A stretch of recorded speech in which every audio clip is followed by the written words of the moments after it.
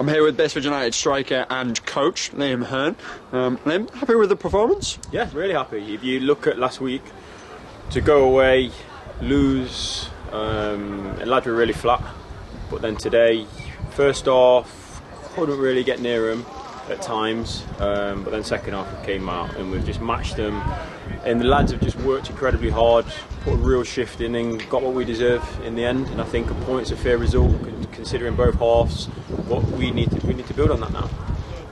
Obviously, you've already mentioned the first half. Like it wasn't the same performance as the second half. You guys did look like a completely different team out there. What was said in the dressing room at half-time to change things?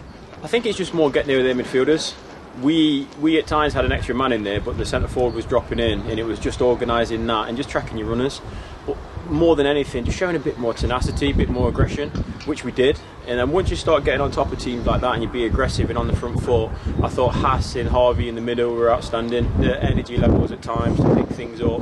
Willow underneath it, kind of commanding it. Two centre halves dominated. Then you look at it collectively as a team. I thought we was really, really good.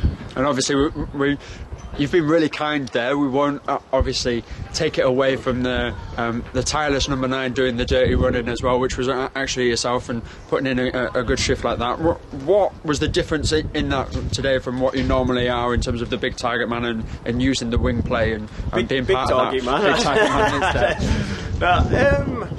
Look, I made a career of chasing lost causes. I played under managers like Nicky Law and that, and the reason why they liked me, and I think the reason why I had the career which I worked hard for, was because that's what I did. I worked hard. I chased things down, didn't give people a minute, and I'll get there. I haven't played for a while. I picked up a few minutes here and there, but now I want to kick on, and I can be better than that.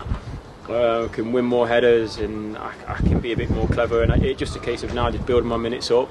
But ultimately, I think when you've got young lads around you who can do a lot of running and working, it kind of inspires us olders just to keep going.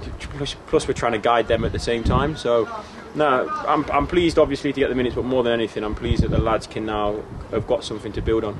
It's been a while since I've talked about it, and I'm really proud of myself that I've waited this long in the interview. But can we talk about Mitchell Tate's goal?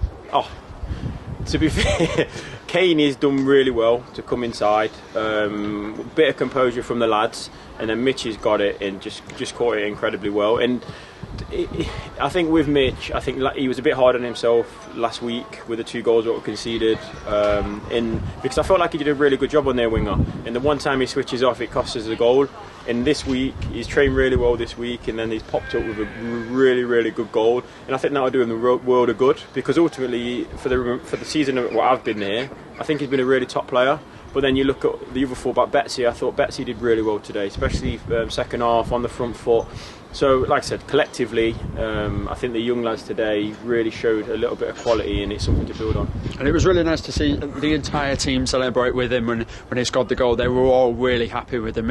What's the atmosphere like in the dressing room now? Buzzing. It's absolutely buzzing, because when you work hard for each other and when you put a shift in like that, what it does is it makes every man acknowledge each other, and it brings a respect, and it brings a little sense of pride in the work what you do.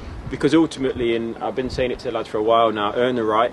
You have to, for a man, work hard, win your one-on-one duels before you even begin to start playing football. That's a basics. And now that's the basics of how we work. We win our individual duels, we get around people, we work hard and we graft. And you know, if things aren't going well, so what? The least you can do is work hard. Because when you work hard, the game naturally turns in your favour, as we proved second half. And now we just got to remember now that that's the basics of what we do. And speaking of working hard, one of the lads that put in a hell of a shift before unfortunately had to go off was Ryan Wilson. Have we got any update on him?